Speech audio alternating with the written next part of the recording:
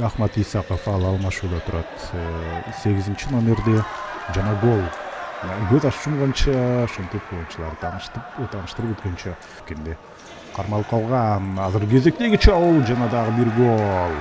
2-0. Азыр Жалалаттын оюнчулары ушул жерден тепсе болот жана гол.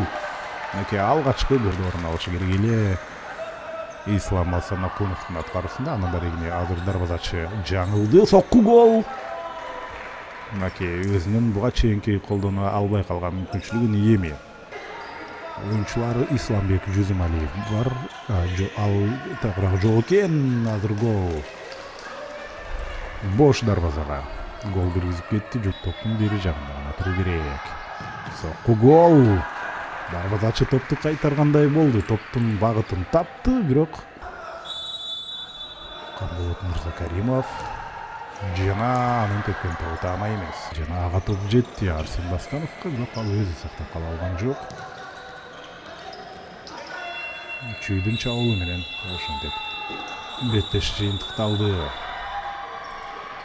Куттуктайбыз Чүй командасын. Ошентип 4-2 менен аягына чыккан бул оюнда кезек